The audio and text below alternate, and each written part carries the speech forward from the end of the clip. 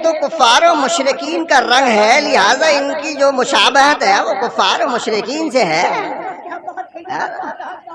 یہ نماز نہیں پڑھتے۔ ابے بھائی تجھے معلوم نہیں ہے، ہماری تو ہر وقت عبادت ہے۔ جب جب دل کے اندر محبت علی ہوگی وہ ہر وقت عبادت میں شمار کیا جاتا ہے جی۔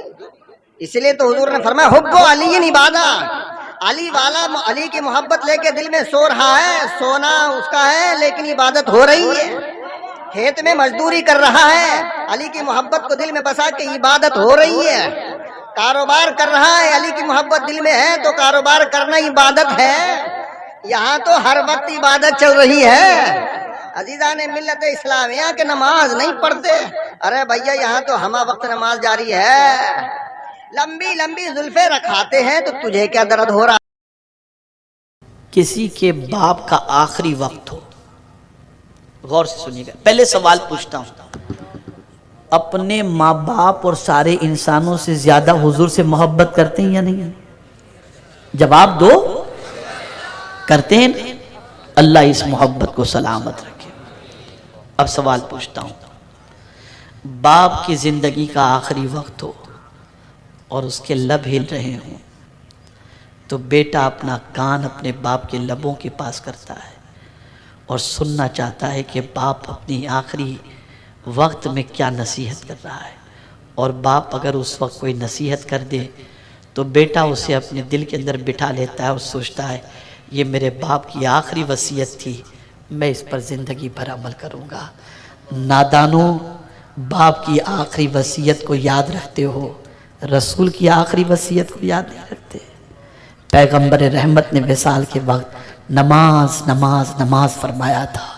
اگر کوئی اس وصیت کو یاد رکھتا ہے تو یاد رکھو وہ وفادار مصطفیٰ ہے اور حضور کا عشق اس کے سینے کے اندر موجود ہے۔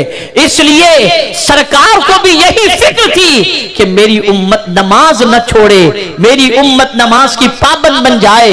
اس لیے کہ اللہ نے کامیابیوں کو نماز کے ساتھ وابستہ کر رکھا ہے، تو جب میرا امتی میری آخری وصیت پر عمل کرتے ہوئے نماز قائم کرے گا، اس کی دنیا کی مصیبتیں بھی دور ہو جائیں گی اور آخرت کی مصیبتیں بھی دور ہو جائیں گی۔ اور سن لو میرے پیارے آقا صلی اللہ علیہ وسلم کے پیارے دیوانوں، بہت عرصے پہلے کا ایک واقعہ ہے، مجھے پھر یہاں پر اس وقت یاد آ گیا، میں نے شاید کہیں یہ واقعہ عرض بھی کیا ہے۔ دیکھیے کبھی کبھی انسان کے دل و دماغ میں کوئی بات بیٹھ جاتی ہے اور پھر اس بات کی وجہ سے وہ اس پر عمل کرتا ہے تو اس کی زندگی میں کتنا انقلاب پیدا ہوتا ہے۔ میرے پیارے آقا صلی اللہ علیہ وسلم کے پیارے دیوانوں، ایک بندہ نماز کا بالکل پنکچول، پانچوں وقت نماز کا پابند، ایک مرتبہ ایسا ہوا کہ وہ سویا، عشاء کی نماز پڑھ کر کے سویا۔ صبح جب آنکھ کھلی تو گھڑی میں دیکھتا ہے کہ طلوع آفتاب میں صرف 10 منٹ باقی ہیں۔ وہ سوچتا ہے میں ابھی جاؤں گا، استنجا بھی زور کا لگا ہے، میں استنجا کروں گا، وضو کروں گا تو نماز کا وقت چلا جائے گا۔ سوچتا ہے چلو اب تو وقت تو جانے والا ہی ہے، اب کیا اٹھ کر کے کریں گے، تھوڑی دیر کے بعد اٹھ کر کے استنجا کر لیں گے۔ لیکن پھر یہ خیال آیا،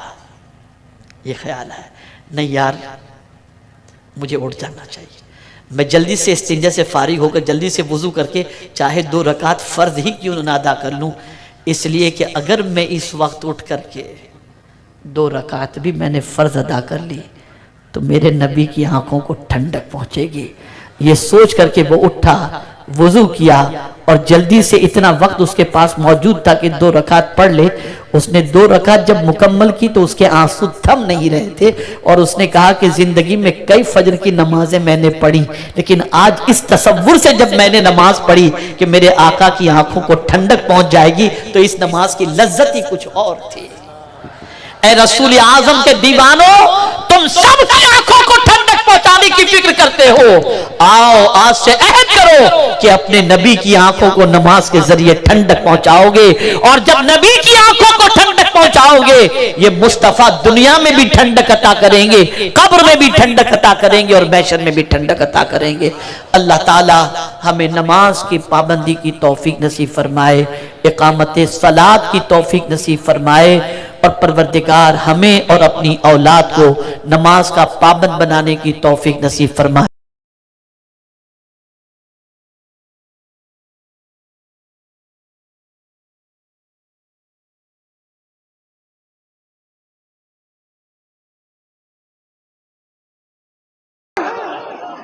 بس سر پہ بال ہمارے ہیں، زلفیں لمبی ہمارے ہیں، درد تجھے کیوں ہو رہا ہے؟ تو عزیزان ملت اسلامیہ، عمل کرے ہم، تکلیف ہوتی ہے ان کو، تو یہ منافق کی علامت ہے۔ کیا ہے منافق کی علامت؟ نہ رنگ دیکھتے ہیں نہ شکل دیکھتے ہیں، نہ رنگ۔ اللہ کی لعنت ہے اس شخص پر جو عورتوں کی طرح لمبے لمبے بال رکھے۔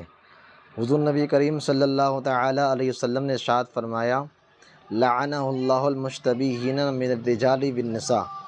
میرے آقا نے ارشاد فرمایا، اللہ کی لعنت ہے اس مرد پر جو عورتوں کی طرح مشابہت اختیار کرے۔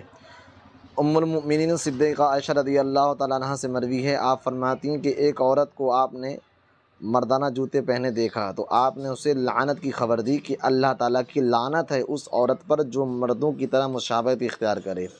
نبی علیہ السلام نے ایک عورت کو کمان لٹکائے ملاحظہ فرمایا، ارشاد فرمایا، اللہ کی لعنت ان عورتوں پر کہ جو مردوں سے مشابہت اختیار کریں، اور ان مردوں پر جو عورتوں سے مشابہت اختیار کریں۔ حالانکہ جوتا کوئی بدن کا جز نہیں ہے بلکہ جز لباس ہے، اور کمان جز لباس بھی نہیں ہے، ایک خارجی شے ہے۔ جب ان میں مشابہت پر لعنت فرمائی ہے تو بال جو بدن کا جز ہیں ان میں مشابہت کس درجہ حرام ہے اور باعث لعنت ہوگی۔ اس لیے میرے مسلمان بھائیوں، جو معاذ اللہ ایسی الفاظ اور تقریروں سے لوگوں کو برائی کی طرف بلاتے ہیں، دعوت دیتے ہیں، آپ ان تمام